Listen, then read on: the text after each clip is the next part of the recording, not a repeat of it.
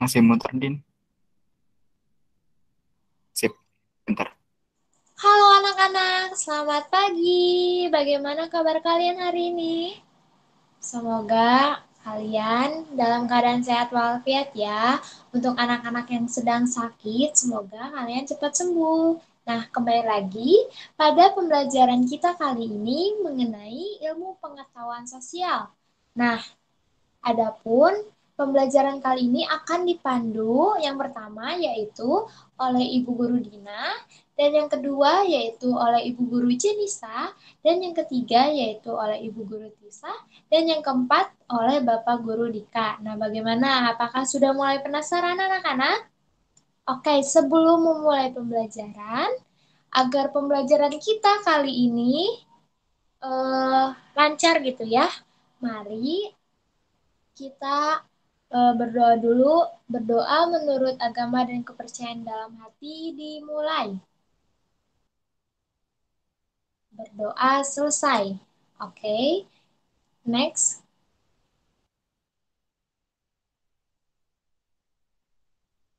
Nah, adapun topik hari ini yaitu yang pertama mengenai manusia dan lingkungan dalam pembelajaran IPA, IPS kelas 5 sekolah dasar.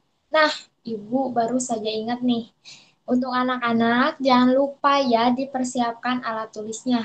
Nah, untuk hal-hal yang menurut anak-anak penting nih, kira-kira apa gitu ya tentang materi hari ini boleh ditulis. Oke? Oke. Oke, selanjutnya kita akan menyanyikan lagu Halo Halo Bandung dulu nih sebelum Ibu menjelaskan tata tertib. Nah, boleh di-share oleh Bapak Andika ada lagunya Halo Halo Bandung. Nah, boleh untuk sambil menunggu kita persiapkan dulu pakaiannya, rapihkan. Kita siap nyanyi lagu Halo Halo Bandung.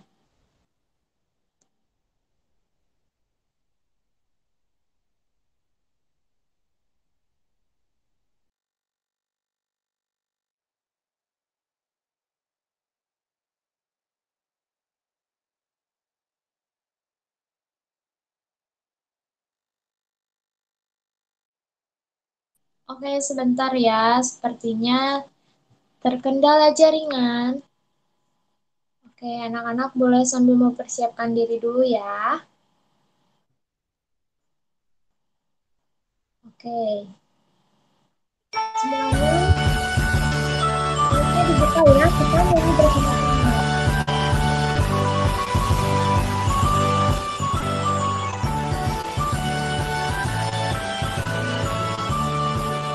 Lalu diikutin Halo, ya di rumah. halo Bandung, ibu kota periaman. Halo, halo Bandung, kota kenang-kenangan. Sudah lama beta tidak berjumpa dengan kau. Sekarang telah menjadi lautan api, mari bung rebut kembali.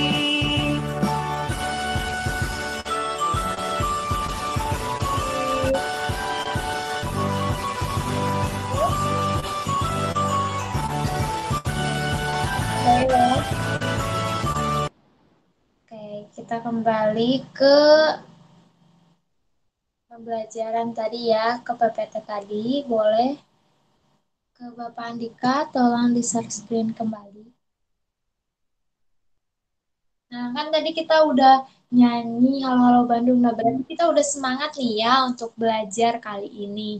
Nah, adapun tata tertib dalam pembelajaran kita kali ini, yang pertama, dilarang berisik. Nah, berarti teman-teman anak-anak harus fokus nih, nggak boleh berisik.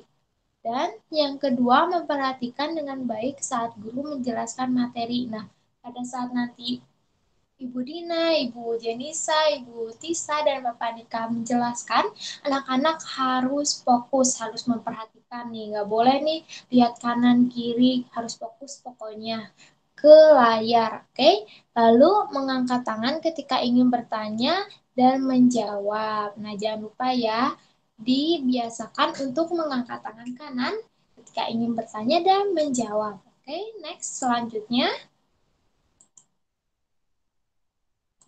Nah, sebentar ya. Nah, di sini ada pun tujuan pembelajaran kita. Nah, ini banyak banget ya, asik banget nih pembelajaran kita kali ini. Yang pertama, untuk mengetahui mengenai faktor peristiwa alam yang terjadi. Lalu yang kedua, dampak keuntungan dan kerugian dari peristiwa alam yang terjadi terhadap manusia. Lalu yang ketiga, mengetahui gejala alam yang terjadi di negara tetangga. Lalu yang keempat, untuk mengetahui faktor yang mempengaruhi gejala alam yang terjadi di negara tetangga. Lalu yang kelima, mengetahui bagaimana sikap dan perilaku untuk menjaga dan melestarikan lingkungan untuk siswa kelas 5 SD. Nah, ada pun juga nanti mengenai sikap penyelamatan, mitigasi, dan sebagainya. Oke, next. Nah, adapun langkah-langkah pembelajaran kita kali ini, yang pertama kita bakalan nonton video. Nih, asik banget kan pastinya. Lalu yang kedua, kita akan bernyanyi bersama. Lalu yang ketiga, akan berdiskusi secara kelompok. Nah, pasti seru-seru kan pembelajaran kita kali ini. Pasti udah pada nggak sabar nih anak-anak. Oke, next Bapak. Nah, coba perhatikan ke depan nih. Nih, ini ada pertanyaan, gambar apa yang kalian lihat? Nah, nggak usah dulu dijawab ya. Nggak boleh dulu dijawab nih. Kira-kira coba sekarang Ibu minta kalian perhatikan nih gambar satu per satu. Dari yang atas, sebelah kiri, kanan, bawah, sebelah kiri, kanan. Coba perhatikan itu kira-kira gambar apa sih? Nah, coba pikirkan terlebih dahulu, lalu kira-kira hal tersebut pernah terjadi nggak sih di lingkungan kalian?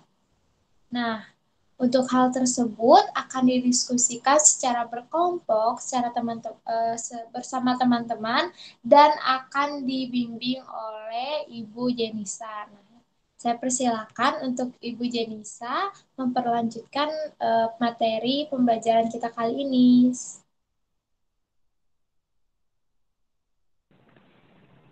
Oke, baik anak-anak. Materi selanjutnya akan dilanjutkan oleh Ibu Jenisa ya. Nah, kan kalian udah lihat nih gambar di layar yang tadi Ibu Dina bilang, dan tapi kalian harus tahan dulu ya, jangan jawab. Oke, sebelum kita lanjut ke materi, Ibu mau membagi kalian jadi 4 kelompok. Jadi satu kelompoknya itu isinya 6 orang, 6 sampai 7 orang ya. Dan untuk kelompoknya sudah Ibu share di grup WhatsApp kalian masing-masing. Bisa kalian lihat kalian ada di kelompok mana, oke? Next.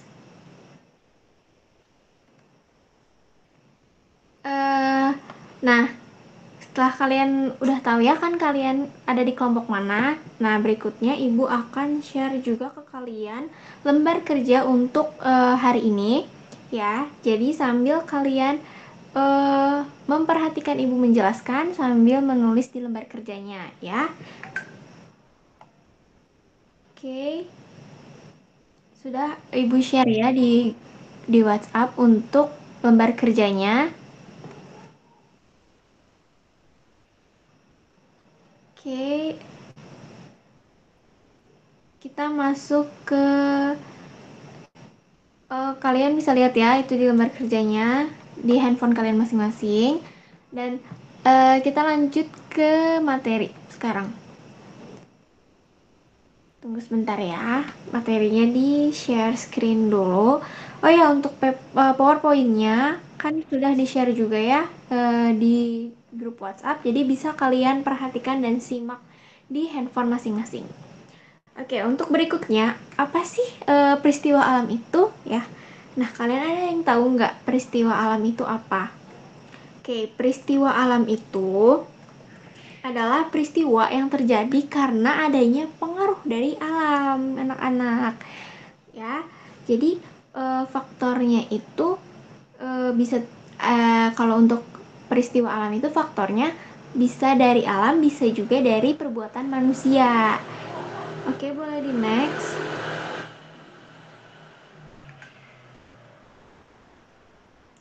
Oke, Oke, kita sebelum lanjut ke materi, kita akan menyimak video ya. Bisa di play videonya. Simak ya videonya. Sambil menyimak video, sambil kalian berdiskusi bersama kelompoknya ya.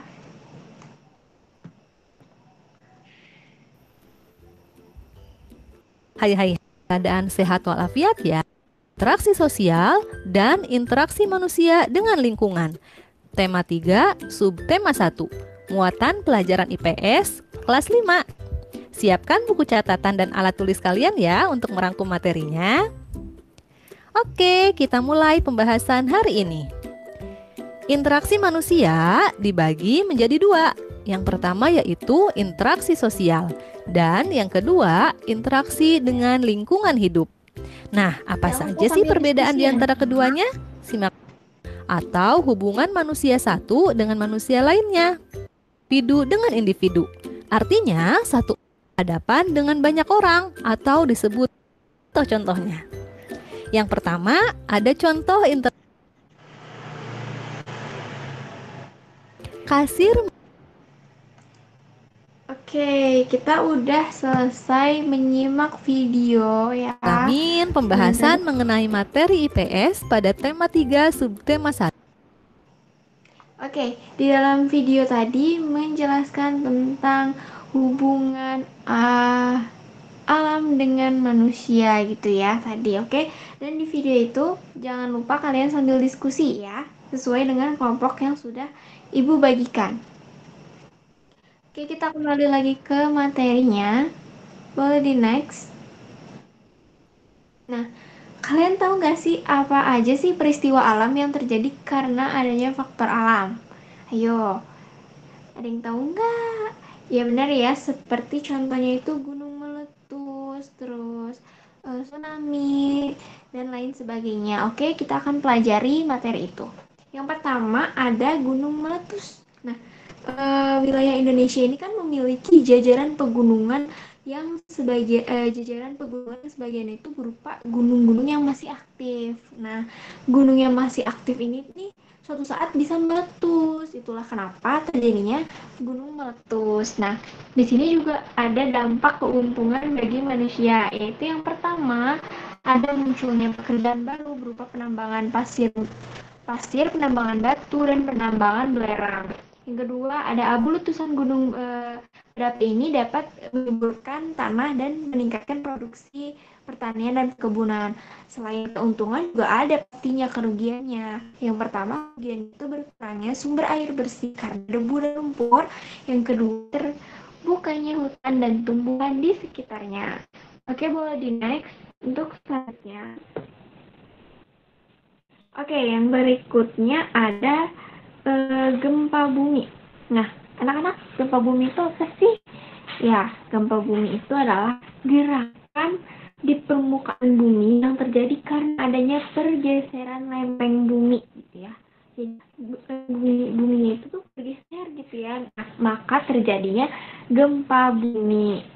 Nah, gempa bumi ini memiliki keuntungan dan kerugian juga. Nah, seperti yang kalian bisa lihat di slide ya, keuntungannya itu yang pertama sebagai informasi yang menggambarkan kondisi di bawah tanah atau di lapisan bumi, yang kedua sebagai informasi mempelajari struktur bumi.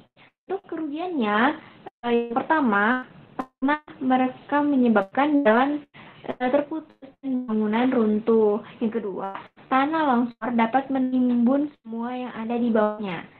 Next.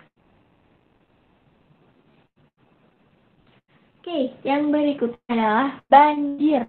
Nah, banjir di sini sudah sering terjadi ya di daerah-daerah yang masih suka banjir, Pak. Kalau ada musim hujan dengan curah hujan yang tinggi. Banjir itu juga ada keuntungan dan kerugiannya. Yang pertama, keuntungannya seperti yang ada di kalian masing-masing. Yang pertama itu air tanah terisi oleh genangan air yang sebagian meresap ke dalam bumi menjadikan cadangan air di bawah tanah kembali melimpah. Yang kedua, tanah menjadi lebih subur karena tersiram oleh air banjir. Nah, untuk kerugiannya, yang pertama merusak lahan pertanian, yang kedua merusak pemukiman. Bisa dilanjut slide-nya.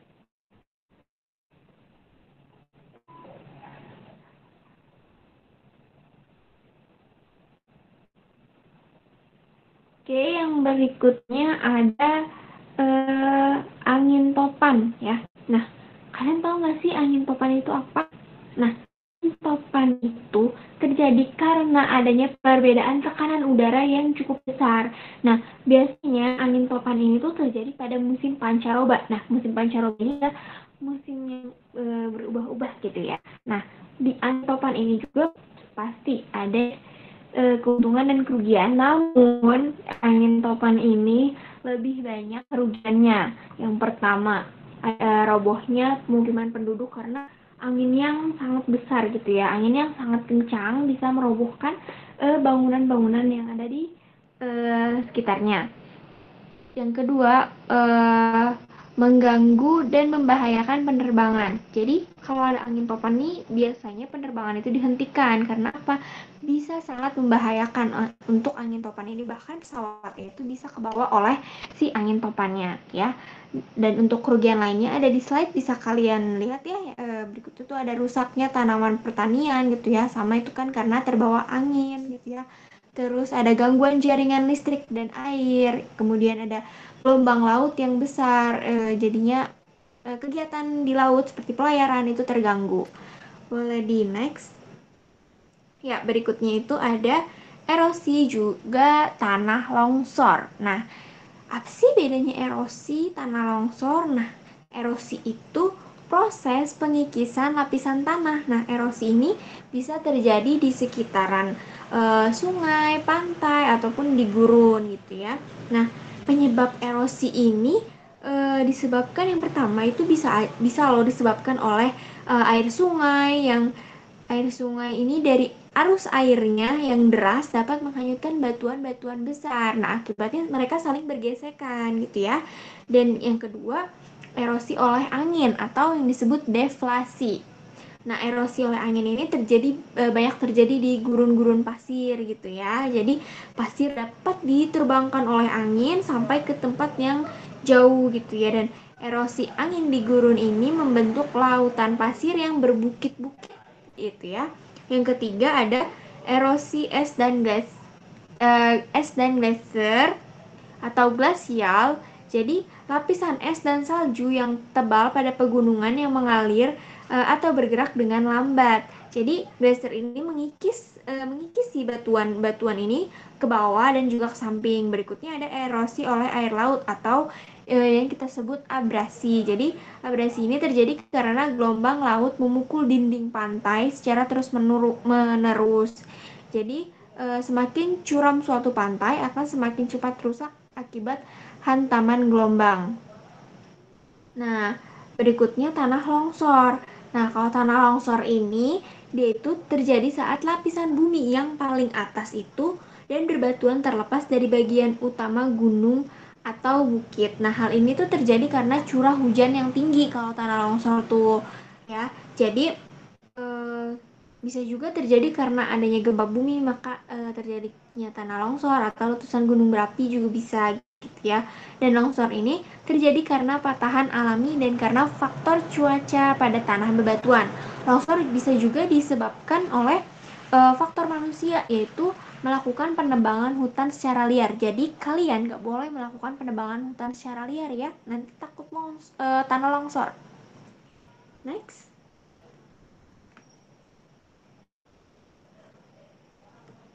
Oke, berikutnya. Tadi kan kita udah mempelajari peristiwa alam yang terjadi karena faktor alam. Nah, sekarang kita mempelajari tentang peristiwa alam apa saja sih yang terjadi karena faktor ulah manusia ya. Nah, yang pertama itu ada penebangan hutan secara liar. Nah, Indonesia ini kan terkenal sekali dengan hutan tropis ya, yang luas dan banyak gitu, dan itu biasanya ada di daerah Kalimantan. Nah, fungsi hutan ini kan kita tahu ya sebagai paru-paru dunia ya anak-anak. Nah, hutan juga selain sebagai paru-paru dunia, hutan juga berfungsi sebagai penyimpanan cadangan untuk air tanah.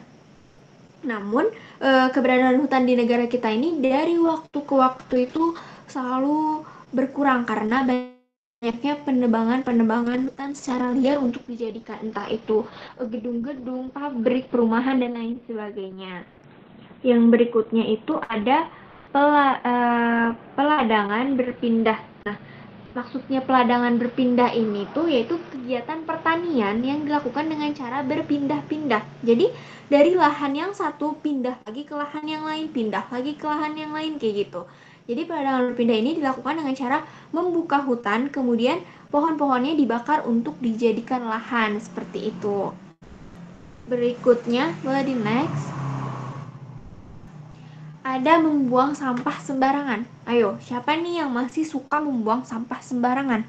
Jangan lagi ya, nggak boleh karena itu bisa jadi peristiwa alam yang disebabkan oleh manusia. Seperti tadi banjir selain disebabkan oleh faktor alam bisa juga karena manusia. Ya karena apa? Ya ini karena kalian suka membuang sampah sembarangan ya. Nah, sampah ini kan bisa menyebabkan saluran air itu mampet gitu ya. Kalau kalian buang sampahnya ke sungai, jadi aliran sungainya yang harusnya lancar, deras, ini jadi mampet, tidak bisa mengalir. Akhirnya ketika hujan dengan curah hujan yang tinggi, air akan naik, bukannya mengalir gitu ya. Nah, berikutnya ada kegiatan penambangan.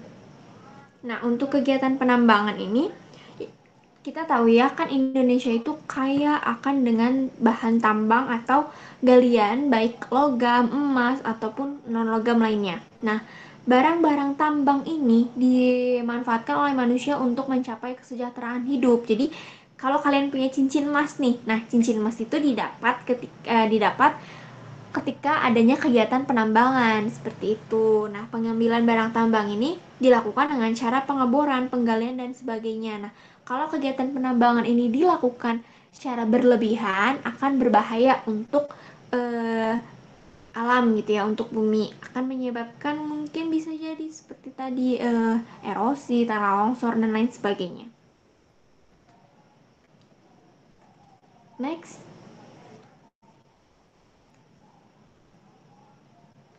Oke, sekarang ada peristiwa-peristiwa alam yang pernah terjadi di Indonesia.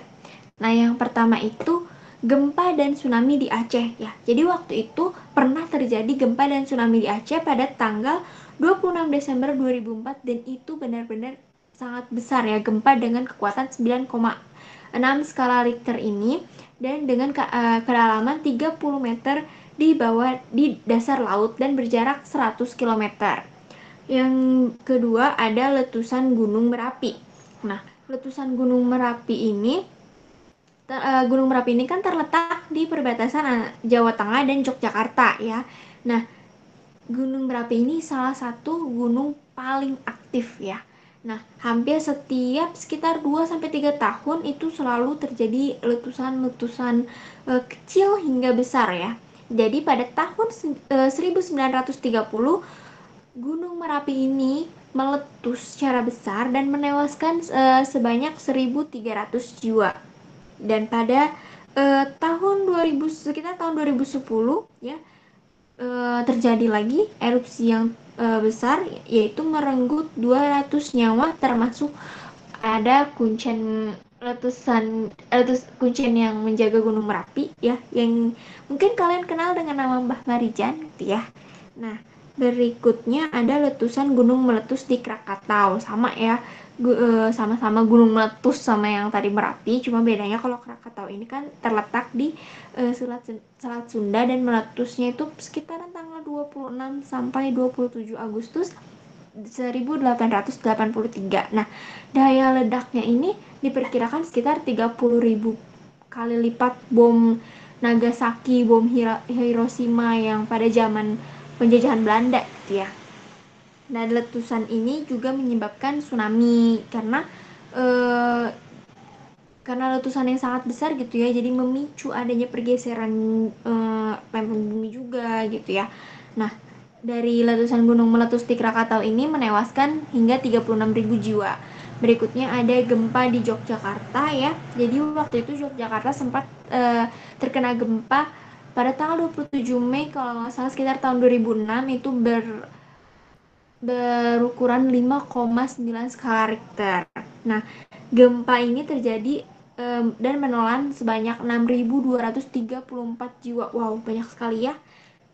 Nah, berikutnya juga ada gempa dan tsunami di Palu dan Donggala. Mungkin kalian pernah dengar ya, karena kejadiannya itu baru beberapa tahun silam, itu sekitar tahun 2018 dengan gempa 7,4 skala Richter, dan itu lumayan besar juga ya. 7,4 skala Richter itu bisa mengguncangkan lempeng bumi gitu ya. Dan ada juga memakan korban jiwa pastinya dengan gempa yang sebesar ini gitu ya, memakan sebesar 1.400 jiwa, 407 jiwa.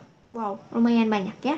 Dan yang sekarang-sekarang ini baru saja terjadi di mungkin beberapa bulan terakhir ini ya, di penghujung tahun 2022, yaitu gempa di Cianjur ya. Sempat beberapa kali gempa, namun gempanya itu diperkirakan ukuran 5,3 skala Richter atau 5,6 gitu ya. Baru akhir-akhir ini anak-anak tahu kan kabarnya, karena gempa itu berlanjut mungkin beberapa hari gitu ya, nggak cuma 1 hari gitu ya. Untuk memakan korban jiwanya ibu belum tahu, tapi semoga kita doakan saja orang-orang yang di sana yang terkena bencananya bisa diberikan kesabaran. Oke? Next. Nah, berikutnya ada gejala alam di negara tetangga. Jadi selain di negara kita ya, selain di Indonesia, negara tetangga ini juga punya gejala-gejala alam gitu ya. Dan ada pun faktor-faktor yang mempengaruhinya. Pasti dong, masa ada gejala alam gak ada faktor yang mempengaruhinya ya kan? Nah, yang pertama itu ada topan Nargis di Myanmar. Di daerah Myanmar waktu itu terjadinya angin topan gitu ya. Angin topan itu angin yang kencang gitu dengan kecepatan 190 km per jam. Jadi ini tuh terjadi sekitar bulan Mei 2008 gitu ya. Dan angin topan ini membuat 5 wilayah di Myanmar itu terkena, yaitu ada Yangon, Irrawaddy, Bago, Karen, dan Mon. Nah, jumlah korbannya itu sebesar 77.700 dan 42.000 orang lainnya dinyatakan hilang. Berikutnya ada badai di Vietnam. Terus badai di Vietnam ini tuh terjadi pada tahun 2006 ya. Karena terjadinya badai tropis kayak gitu. Nah, berikutnya ada banjir di Malaysia. Jadi, banjir juga bukan cuma di Indonesia yang sering banjir ya. Di negara tetangga juga banjir, sama, nggak ada bedanya. Jadi, di Malaysia itu waktu itu pernah banjir di Semenanjung Malaka di Malaysia Barat ya. Karena Malaysia itu kan juga dekat ya sama Indonesia kan ya. Jadi mirip-mirip lah mereka. Nah, berikutnya ada letusan gunung dan badai tropis di Filipina ya. Jadi bukan cuma Indonesia doang nih yang punya gunung gitu ya. Di Filipina juga ada. Dan di Filipina juga gunungnya meletus sama kayak di Indonesia, bukan gunung mati gitu ya. Nah, gunung meletus di Filipina ini terjadi pada tahun 17 Juli tahun 2006. Memakan 37 penduduk meninggal dunia. Berikutnya ada angin topan di Australia ya. Nah, di Australia ini terjadi pada tahun 1975. Waktu itu Australia itu dilanda angin topan tropis dengan angin yang bertiup sangat keras, sama tadi seperti yang di Myanmar gitu ya. Seringnya di luar negeri mah angin topan. Berikutnya ada gempa bumi dan tsunami di Asia Tenggara. Jadi waktu itu pada tanggal 26 Desember 2004 pernah terjadinya gempa bumi, kemudian disusul dengan terjadinya tsunami ya. Nah, gempa ini melanda beberapa wilayah Asia, khususnya Asia Tenggara gitu ya. Dan lebih dari 220.000 orang ditewaskan oleh kejadian peristiwa alam ini. Nah, gelombang tsunami-nya ini menghantam negara Asia tetangga. Pastinya Indonesia kena karena kita Asia Tenggara. Terus Malaysia, ada Thailand, ada Myanmar, bahkan sampai ke negara Asia dan Afrika katanya, yaitu ke Sri Lanka, India, dan Somalia. Padahal itu kan jauh banget dari Asia Tenggara ya. Berikutnya, next slide berikutnya. Oke, berikutnya akan dijelaskan oleh Ibu Tisa ya.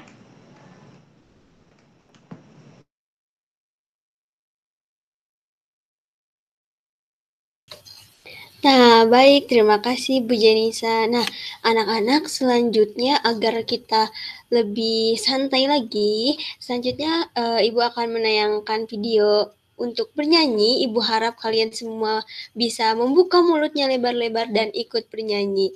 Boleh ditayangkan videonya?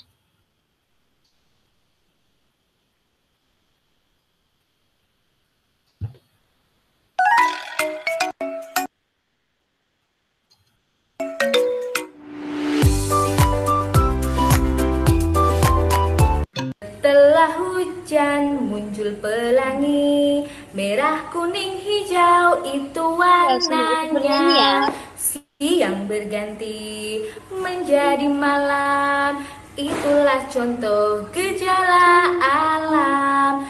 Gempa bumi dan tanah longsor, gunung meletus dan juga banjir. Angin topan juga tsunami, itulah contoh gejala alam.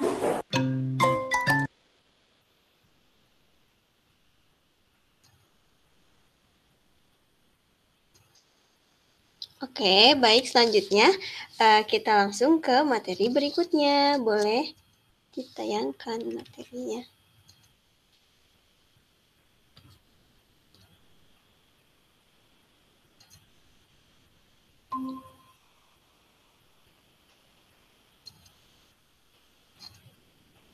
Nah, selanjutnya kita akan membahas tentang mitigasi bencana alam. Nah, mungkin di sini anak-anak ada yang baru mendengar tentang kata mitigasi. Apa ya itu mitigasi bencana alam? Nah, biar simpelnya Ibu jelasin kayak gini ya, bahwa mitigasi itu ialah agar mengurangi risiko bencana. Nah, sehingga jumlah korbannya itu bisa diperkecil. Caranya dengan apa? Nah, caranya itu dengan mempersiapkannya, membuat persiapan mitigasi sebelum bencana itu terjadi. Nah, mitigasi bencana alam itu merupakan penyesuaian sistem alam dan manusia terhadap bencana alam yang terjadi. Nah, guna mengurangi dampak negatifnya. Lalu, di sini ada jenis-jenis mitigasi. Nah, jenis-jenis mitigasi itu apa saja sih? Nah, jenis mitigasi itu terbagi menjadi dua, yaitu mitigasi struktural dan mitigasi non-struktural. Nah, mitigasi struktural itu apa? Nah, mitigasi struktural ini adalah upaya untuk meminimalkan bencana yang dilakukan dengan cara membangun berbagai prasarana menggunakan teknologi, contohnya membuat waduk, lalu membuat alat pendeteksi aktivitas bencana seperti pendeteksi gunung berapi. Nah, selanjutnya ada mitigasi non-struktural. Nah, mitigasi ini adalah upaya untuk mengurangi dampak bencana selain dengan cara-cara yang tadi Ibu sebutkan. Nah, seperti contohnya itu membuat kebijakan dan peraturan. Contohnya adalah Undang-Undang tentang Penanggulangan Bencana. Nah, selanjutnya ada tujuan mitigasi. Tujuan mitigasi itu apa saja? Yang pertama, meminimalisir risiko korban jiwa. Yang kedua, meminimalisir kerugian ekonomi. Yang ketiga, meminimalisir kerusakan sumber daya alam. Yang keempat, sebagai pedoman bagi pemerintah untuk membuat rencana pembangunan di masa depan. Lalu, sebagai peningkatan public awareness atau kesadaran masyarakat terhadap risiko dan dampak dari bencana. Nah, yang terakhir yaitu sebagai dapat membuat masyarakat merasa aman dan nyaman. Lalu selanjutnya, nah ada kegiatan dalam mitigasi. Kegiatan dalam mitigasi itu ada apa aja sih? Nah yang pertama itu bisa mengenal dan memantau resiko bencana. Yang kedua, membuat perencanaan partisipasi penanggulangan bencana. Yang ketiga, memberi awareness bagi para warga sekitar. Lalu yang keempat, mengidentifikasi dan mengenal sumber ancaman bencana. Yang kelima, memantau penggunaan teknologi tinggi dan pengelolaan sumber daya alam. Keenam itu mengawasi pelaksanaan tata ruang, karena tata ruang itu sangat penting ya untuk mitigasi bencana. Dan yang terakhir itu mengawasi pengelolaan lingkungan hidup. Nah, selanjutnya ada prinsip dari mitigasi bencana alam. Nah, prinsipnya itu apa aja? Yang pertama, bencana yang terjadi itu adalah pelajaran saat terjadi bencana berikutnya. Jadi, dari bencana yang sebelumnya kita bisa mengambil kesimpulan, kita bisa tahu apa yang akan kita lakukan jika ada bencana yang serupa di waktu yang akan datang. Lalu, butuh kerjasama berbagai pihak. Lalu ada juga dilaksanakannya secara aktif dan harus lebih mendahulukan kelompok rentan supaya menghindari lebih banyak korban. Seperti saat mitigasi kita harus mendahulukan orang tua, anak kecil, ibu hamil. Karena apa? Karena mereka itu lemah, jadi kita harus lebih mendahulukan mereka. Lalu selanjutnya harus selalu memantau dan mengevaluasi supaya hasilnya lebih efektif. Nah, boleh di next. Nah, di sini ada contoh mitigasi bencana. Yang pertama itu upaya penanggulangan bencana banjir. Apa yang harus dilakukan? Nah, menjaga kebersihan lingkungan dengan membuang sampah pada tempatnya. Lalu membangun penahanan, tanggul, serta tembok perlu dibuat sepanjang sungai dan laut. Nah, seperti contohnya di Jakarta, di pinggiran pantai itu dibuat bangunan untuk menghalangi air karena air di sana itu sudah melebihi pemukiman-pemukiman warga. Nah, lalu selanjutnya yang kedua ada upaya pengurangan bencana gempa bumi. Nah, yang pertama itu dilakukan dengan pembangunan itu harus dibangun dengan konstruksi tahan getaran atau gempa serta mengikuti standar kualitas pembangunan. Yang kedua itu merencanakan penempatan pemukiman untuk mengurangi tingkat kepadatan hunian di daerah rawan bencana. Nah, selanjutnya ada upaya penanggulangan bencana gunung berapi. Nah, yang pertama itu menghindari tempat yang memiliki kecenderungan dialiri lava atau lahar. Yang kedua, membuat tempat pengungsian yang permanen di sekitar gunung api yang sering meletus. Dan yang ketiga, sosialisasi mitigasi bencana kepada masyarakat. Nah, sosialisasi mitigasi ini tuh sangat penting ya anak-anak. Karena apa? Karena kebanyakan dari kita itu ketika ada bencana tuh kita panik. Nah, karena panik itulah yang kadang membuat kita jadi lambat untuk nantinya dievakuasi. Nah, boleh di next. Selanjutnya ada sikap dan langkah penyelamatan ketika terjadi bencana alam.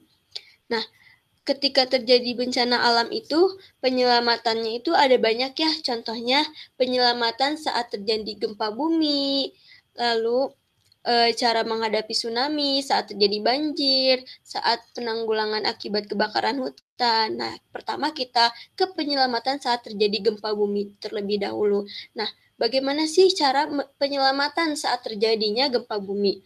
Yang pertama itu kita harus tenang seperti Ibu katakan tadi ya, jangan panik agar kita itu bisa menyelamatkan diri dengan keluarga dengan baik gitu, tidak tergesa-gesa, tidak nantinya jatuh atau sebagainya. Lalu segera keluar rumah jika berada di dalam rumah. Nah, carilah tempat yang luas dan lapang, tidak berdiri di bawah pohon, tidak berdiri di bawah tiang ya. Lalu selanjutnya, saat berada di dalam gedung bertingkat atau bangunan yang tinggi, kemungkinan untuk keluarnya itu kan sangat sulit ya anak-anak dan membutuhkan waktu yang agak lama. Nah, tindakan yang harus diambil yaitu berlindung di bawah meja yang kokoh dan tempat yang dapat menahan diri dari reruntuhan benda-benda seperti meja yang kokoh nantinya, atau enggak ada misalkan ranjang, di bawah ranjang, tapi jangan di bawah benda-benda yang tumpul ya anak-anak. Nah, selanjutnya saat berada di jalan raya, nah kurangilah kecepatan kendaraan dan berhentilah di pinggir jalan. Namun usahakan pemberhentian jauh dari pohon, papan reklame, dan tiang-tiang. Lalu saat berada di pusat keramaian, nah hindari diri dari berdesak-desakan. Kenapa? Karena kalau kita berdesak-desakan nanti kita susah keluar, susah untuk menyelamatkan diri. Nanti kita kesenggol orang-orang, keinjek, dan segala macam. Nah, lebih baik cari tempat berlindung yang aman dari orang banyak gitu agar kita lebih gampang untuk larinya. Nah, selanjutnya ada cara menghadapi tsunami.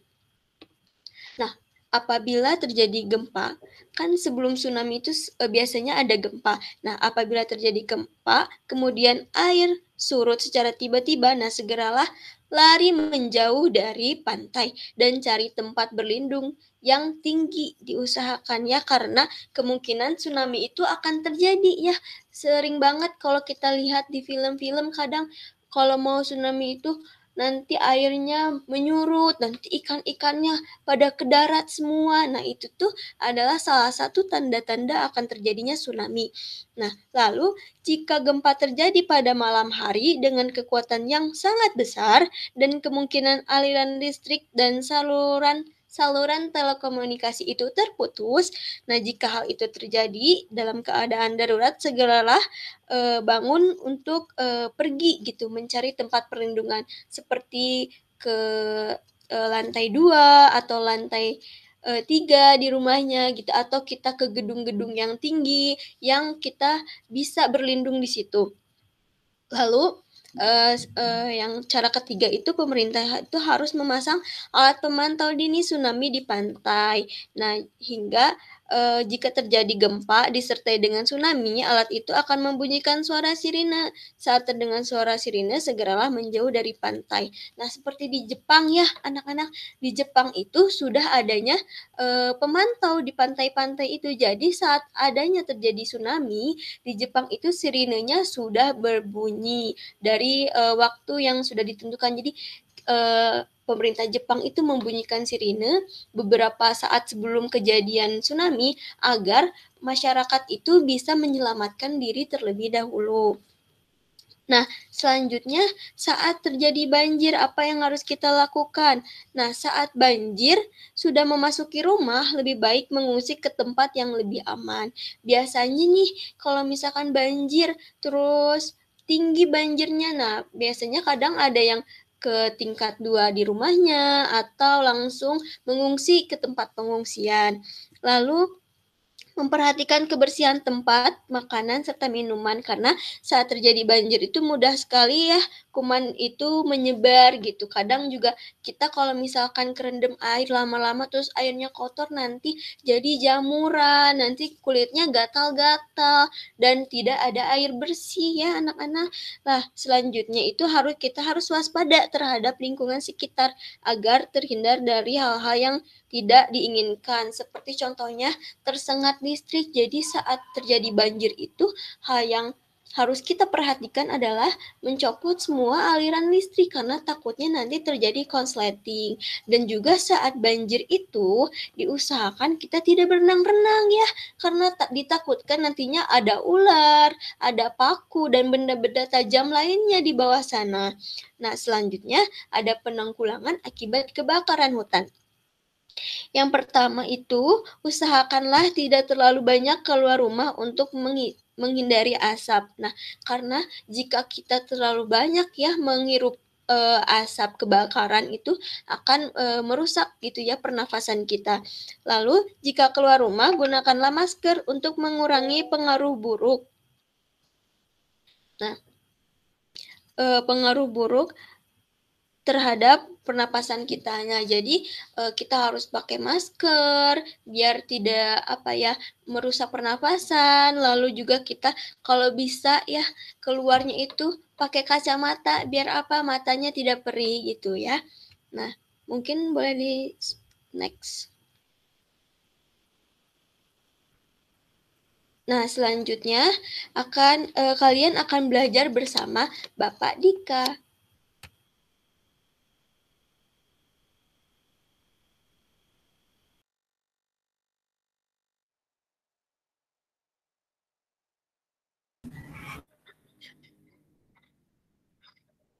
Oke, baik. Anak, sekarang kita belajar tentang sikap dan perilaku menjaga dan melestarikan lingkungan untuk siswa SMA SD. Yang pertama ada membuang sampah pada tempatnya, sudah jelas ya, untuk menghindari banjir dan pencemaran lingkungan. Kemudian juga ada menghemat penggunaan listrik, kemudian juga bercocok tanam dan merawat tanaman. Kemudian juga ada menggunakan produk ramah lingkungan. Bisa juga kita menggunakan 3R ya, reuse, reduce, dan recycle. Jadi kurang-kurangin membeli produk botol gitu ya, karena kita biasain mulai pakai tumbler atau Tupperware ya gitu. Kemudian ada yang terakhir, bermain di alam terbuka. Kenapa? Agar kita kebayang ya kalau kalian di rumah terus main HP terus pasti tidak ada kesempatan untuk melestarikan lingkungan gitu. Jadi kalau kalian main keluar, main sama teman-teman, kalian juga bisa ngelihat, wah ini ternyata lingkungannya nggak bener ya gitu, lingkungannya kotor gitu. Jadi kalian bisa sambil bersih-bersih lingkungan gitu. Itu salah satu contoh cara melestarikan lingkungan. Nah, sekarang ini materinya sudah selesai. Giliran kalian tadi kan sambil mendengarkan sambil diskusi juga ya mengenai apa saja pertanyaan-pertanyaannya di dalam LKPD. Apakah kalian sudah memecahkannya? Ya, bagus. Coba sekarang untuk kelompok minta kelompok berapa ya? Kelompok 1 deh. Kelompok 1, coba bencana apa? Oh iya, bencana banjir. Iya, bagus. Jadi gimana hasilnya? Baik, ada yang ditanyakan oleh teman-teman semuanya tentang bencana ini? Oh, tidak ada. Oh, ada satu pertanyaan, apa itu? Oke, katanya gimana sih gitu cara biar kita menanggulangi bencana banjir? Oke. Boleh kelompok 1 dijawab? Ya, betul sekali ya. Jadi benar kata kelompok 1 gitu. Jadi salah satu caranya itu dengan tidak membuang sampah sembarangan dan juga kita sering-sering membersihkan selokan gitu. Karena kalau selokannya penuh dengan sampah, wah pasti tuh itu air pasti meluap ke atas gitu. Jadi mengenangi area sekitar gitu. Itu salah satu penanggulangannya. Ya betul sekali. Itu untuk kelompok 1. Oke, untuk selanjutnya kita akan bermain quizzes. Nah, quiz ini ada. Nah, ini untuk linknya. Nah, kalian nanti masuk quizzes, kemudian di grup juga sudah di-share ya. Nah, ini quizzesnya Bapak tugaskan untuk sampai tanggal 31. Nah, kalian bisa mengerjakan quizzes ini. Nah, nanti setelah kalian masuk ke link tersebut, kalian masukkan nama. Nah, selanjutnya kalian menjawab soal-soal yang ada di quizzes tersebut. Nah, Bapak sarankan dari sekarang sih, jadi kalian bisa langsung mengerjakan sambil masih hangat gitu materinya gitu. Kalau nanti kan bisa jadi lupa lagi gitu ya. Nah, selanjutnya